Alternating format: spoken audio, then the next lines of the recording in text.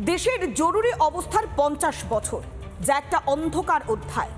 তবে সেই অন্ধকার অধ্যায় পালন করতে আপত্তি কেন মমতা বন্দ্যোপাধ্যায়ের? আর যা ঘিরে চলল দিনভর রাজনীতির পারদ।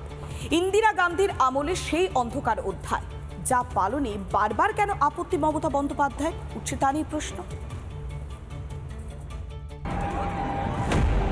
भाइयों और बहनों, राष्ट्रपति जी ने आपातकाल की घोषणा की है।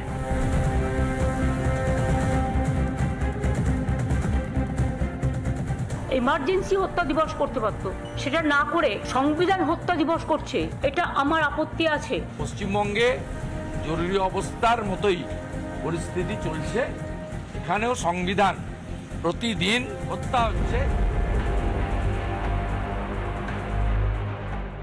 দেশের জরুরি অবস্থার 50 বছর পূর্তিতে বুধবার সংবিধান হত্যা দিবস পালন করল বিজেপি।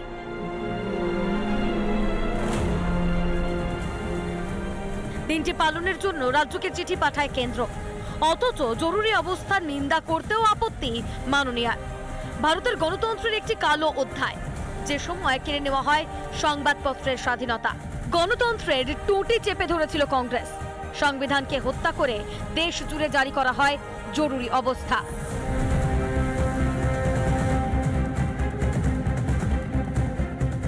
সেই দিনটি পালনেও আপত্তি মমতা বন্দ্যোপাধ্যায়, কিন্তু কেন? এটা আমরা সবাই জানি। এমার্জেন্সি, আমিও তখন কংগ্রেস করতাম, বাট আমরা ছাত্র রাজনীতি করতাম, কিন্তু এমার্জেন্সিটা দেশের মানুষ মেনে নেননি। কিন্তু যাই হোক, সেখানে এমার্জেন্সি হত্যা দিবস করতে পারত, সেটা না করে সংবিধান হত্যা দিবস করছে, এটা আমার আপত্তি আছে। I totally condemn this idea. দেশে আদৌ গণতন্ত্র আছে কিনা তা নিয়েও প্রশ্ন তোলেন মুখ্যমন্ত্রী। দেশ নিয়ে প্রশ্ন তুলেছেন মমতা বন্দ্যোপাধ্যায়, কিন্তু তৃণমূলের আমলে রাজ্যে কি গণতন্ত্র আছে? আমি মাটি দেওয়ার পরে যখন আমি তাদেরকে দেব, আমার জানে সহ্য হবে না।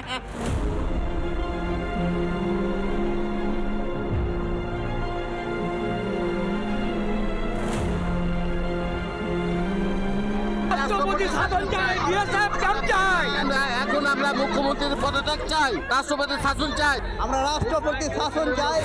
মুর্শিদাবাদ হোক কিংবা মোথাবাড়ি, জেলায় জেলায় চোখের জল পড়ছে হিন্দু মা বোনেদের, যা ভুলে যায়নি বাংলার মানুষ। আমার কি ইজ্জতের দাম নাই? হিন্দু হয় তাহলে আমাদের পাপ। কাউন্সিলর দাঁড়িয়ে থাকছে, ঘটনা ঘটাচ্ছে মেম্বার নিজের বাড়িতে গো। এমনকি বাংলায় নিরাপদ নয় পুলিশও।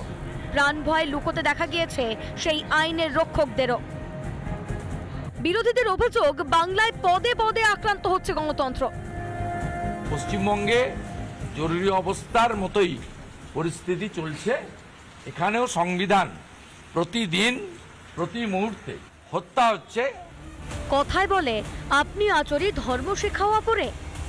সন্দেশখালী হোক কিংবা কালীগঞ্জ, মোথাবাড়ি হোক কিংবা মুর্শিদাবাদ, দিকে দিকে শাসক নেতাদের গাজোয়ারি। রাজ্যে পড়ে পড়ে মার খাচ্ছে হিন্দুরা, মহিলাদের আব্রু রাজ্যে ভুলুণ্ঠিত। তাহলে মমতা বন্দ্যোপাধ্যায়ের কাছে এগুলোই কি গণতন্ত্রের নমুনা? আইন শৃঙ্খলা থেকে প্রশাসনিক স্বচ্ছতা, সব দিকই গেছে রসাতলে।